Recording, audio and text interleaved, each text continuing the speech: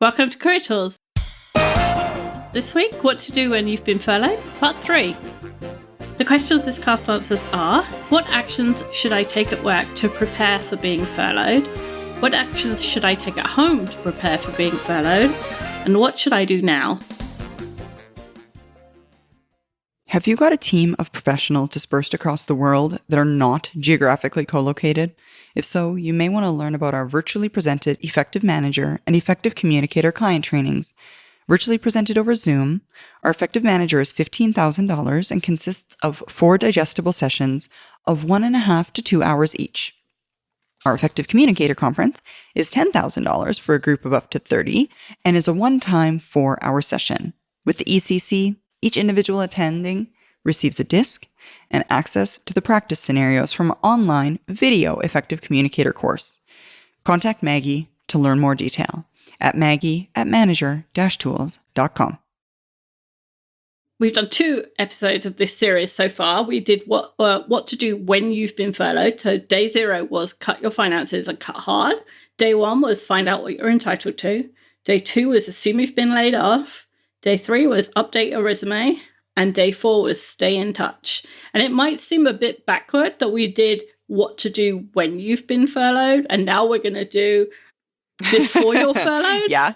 But sneak peek, everything that we're about to tell you starts with do all of those things. Yes, absolutely, Wendy. That's why the first part of this cast is do all of the above, right? Mm-hmm. If there are furloughs that are happening anywhere in the economy, your income is at risk. Whether you've been told it's at risk or not, it is. And we explained why earlier. Furloughs are an early warning sign for you. It's like Wendy said, with considering them as a hurricane prediction. You want to start taking action now. The actions above are the equivalent of hiding in the safest room of your house when the storm rages. You'll be happy you did it in case something happens. When the weatherman says there might be a hurricane, there's a bunch of stuff you do beforehand, the preparation. So you stock your pantry, you fill your bathtub with water, you move all your possessions to the second floor of your house. You might not need any of those things. Right. But if you do, you'll be very glad that you weren't prepared. Don't think it won't happen to me, because it could. And the steps that follow are the preparatory, the steps you take to prepare. Yes. This is your hurricane preparation strategy. You bet. First one, expect to be disconnected.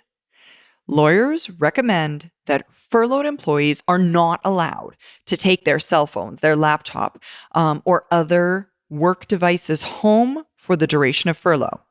And guys, the reason that they do this is because if you work at all on business stuff during your furlough, that is, for example, you get a work call on your work cell phone and you answer it, you must be paid for the time. To make things crystal clear, to prevent any gray areas that could possibly appear, lawyers recommend employees do not have the ability to do anything that could be construed as work. So, when you suspect furloughs may be coming, you should also suspect that you will be disconnected from your devices. So, print out your contact list. If your phone or laptop is taken away, you'll probably not have access to your contact's phone and email addresses. Printing them out means you can take them home with you and still be in contact. And you could email yourself that list. You can send it to a Google Drive or a Dropbox personal account so that it's in your personal possession and you can still access it after you've been disconnected. But whatever you do, make sure that you have it and you can access it at home. And include in this list the number for HR and employee assistance and any other department that you might need to be in contact with, not just individuals. So, if you normally go to the intranet to find in-company numbers for departments, we recommend you add those numbers to your list to make sure you have them available at home. Mm-hmm. Absolutely. And next, then, you want to get and give alternate contact details. So talk to now. Ask your colleagues for alternate contact details for when you're furloughed. At a minimum, those individuals would be your peers, your boss, your directs. If you want to get in contact with a peer when you've both been furloughed and neither of you have access to your work email addresses or your work phone numbers, you're going to need personal email addresses, personal phone numbers to use to stay in touch. Now, if you don't have one, that is a personal email address, and you're currently listening to this podcast, what that means is create a personal email address. Go to Gmail. It takes a minute, literally, because I did it the other day. I had to get a new email address for reasons, and it took less than a minute. Mm-hmm. Now, if you do not have a personal phone number, we don't want you popping out and buying iPhones, guys. This is not the time. Rather, sign up for or look where you can find an online phone number. So, for example, a Skype phone number that you can use for a minimal charge, right? Buying an iPhone contradicts the very first rule, which was cut expenses hard. Don't get a new iPhone, but get a phone number. We've all, in the last 3 months, loved Zoom, or, I feel like Zoom is the place to be. You could get a Zoom account, a free Zoom account, and then you would be able to create a meeting and have a phone number for your colleagues to call. So that's another way. There's plenty of ways to get free phone numbers. So next up, print out any documents. So print out or email to yourself any document that you might need while you're furloughed. So information that you've been given about the furlough, such as benefits or ways to access help or where news might be obtained. Print out any documents that you might need if you're laid off or looking for another role. Remember, in those previous casts, we said just because you're furloughed does not mean you won't be laid off, and you should assume that you have been. So you might need evidence of projects you've completed or annual review documents or project status and completion statistics, certificates of training, or your calendar for the last year so that you can update your career management document. We went through a whole list in the previous cast of things that you might need. Think broadly and move as much as possible of it to somewhere you can access personally. Absolutely. And then next on our list is warm up your network. It is time to warm up your network before you need it. Start getting in touch with people today, guys. We receive these terrible, heartbreaking emails every single week from people who've been laid off, didn't stay in touch with people, and who could have and would have wanted to help them, right? So stay in touch, get in touch with people. Warming up your network comes before you even update your resume, frankly, because we don't want your first communication to somebody in months with someone in your network to be, hey, I'm out of work. Here is my resume, right? Get in touch now. It allows you to have low stakes conversations, warming up the relationship. I mentioned previously, guys, now more than ever, we have a common thing to commiserate about. It's true. Right? How's it going? You're probably homeschooling. That must be terrible. Talk to them. Check in with people rather than having a high stakes conversation with cold contact because you're in need. Right. And I've noticed that my LinkedIn network is way more active right now. And I think that's part of it is because people are being furloughed and laid off. And so those people are updating their profiles. But also, I think activity begets activity because that's happening. People are getting emails from LinkedIn saying so-and-so is updated, which means they're going to LinkedIn and they're finding more information. So there's a kind of virtuous circle going on there. One of the things I like about LinkedIn is that when I log in, it tells me what to do. So it's like, so-and-so has changed jobs or so-and-so has had a 5th anniversary. Why don't you congratulate them? I'm like, excellent, I will. Great idea, LinkedIn. As a high D, I'm like, as a checklist, I just check those things off. So that's one way to do it. According to Yale researchers, people who read books live nearly 2 years longer than people that don't. And if that wasn't a good reason to buy the Effective Manager book and the Effective Hiring Manager book, I don't know what is. Sometimes you just need the physical book in your hands in order to get the concepts completely clear in your head.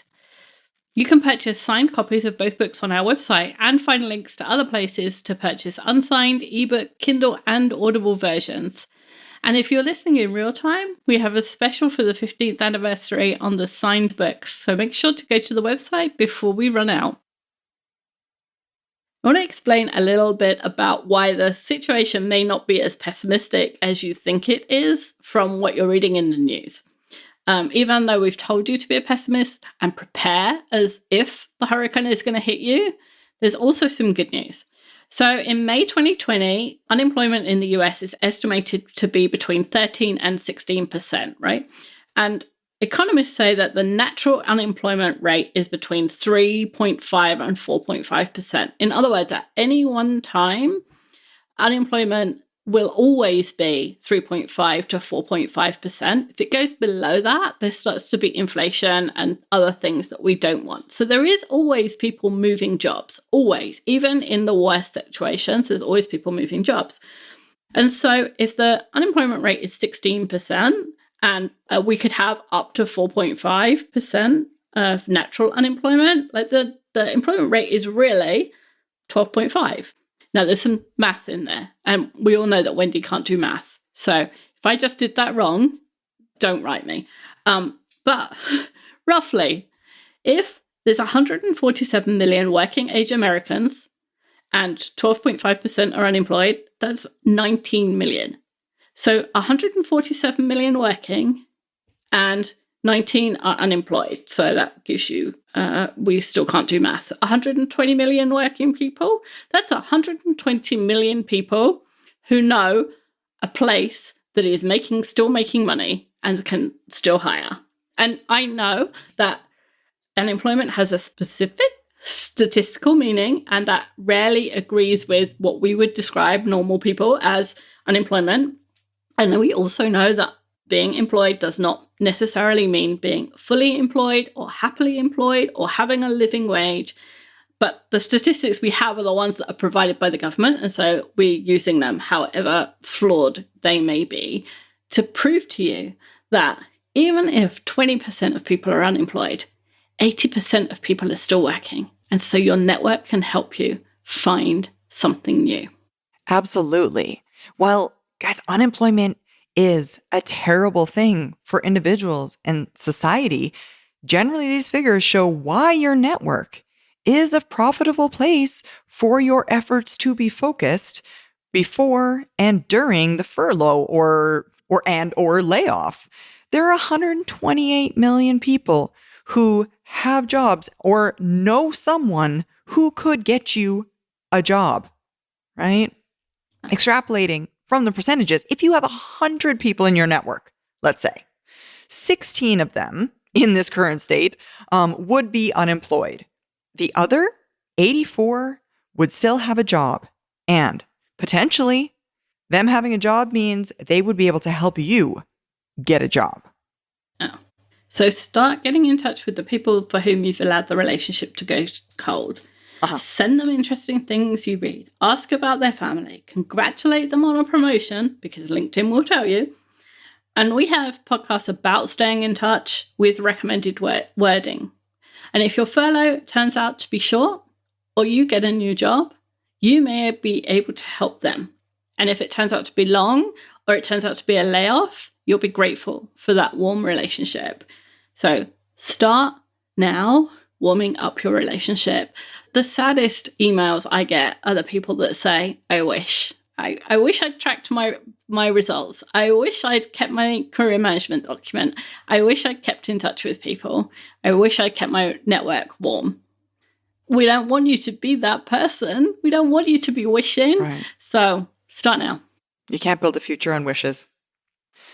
And the next piece then is look for or consider your other options. During a furlough, in most cases, you're allowed to do work for other companies or individuals and at the same time be paid for it, or at least volunteer your time.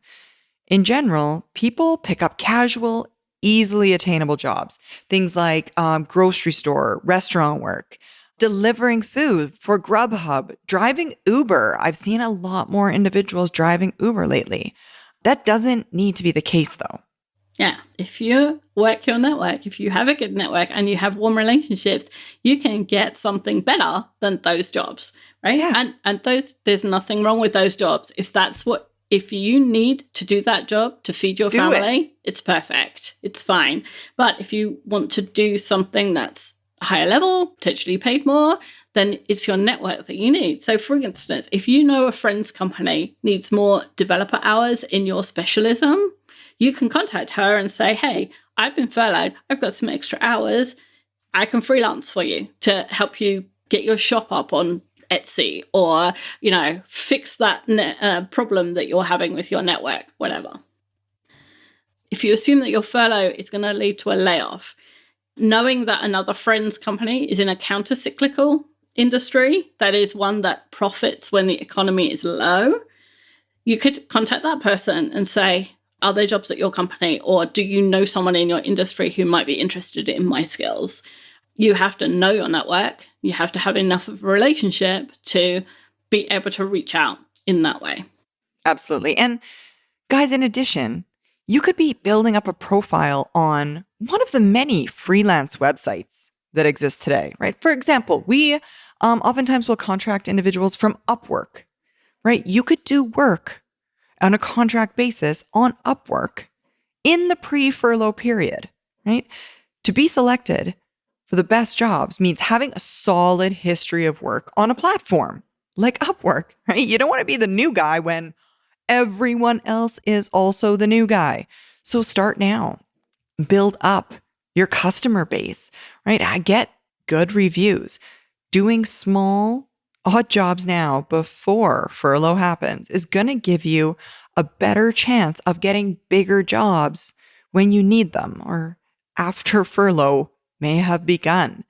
The advantage of platforms like this are that they're worldwide. If economic issues are confined to your country, companies that are abroad will still be hiring. And as we know, organizations worldwide are dealing with the strategies differently. All of our countries have different rules and different measures are in place, and we're opening up at different rates. So having an ability to work on a worldwide scale can benefit you in this situation. And on the other hand, hyperlocal works too. So someone that we know, her husband was laid off, and our husband has done kind of big DIY projects, so like remodel projects in their house for both them and for friends or helped friends in the past. And having been furloughed from an industry that is not or laid off now, I think he was furloughed and now he's been laid off. From an industry that's not going to recover very quickly. He has all these friends who know his work as a handyman, DIY, remodeler. He doesn't have any qualifications, but he has a reputation for doing good work. He has some examples of his work that he never thought were going to be, this is going to be my job. But actually, from the way our friend tells it, he's actually quite excited about the idea of not going to work in an office and wearing a suit, but actually doing something that has some results at the end of the day and can stand back and say, I tiled that. Look at that. Looks good.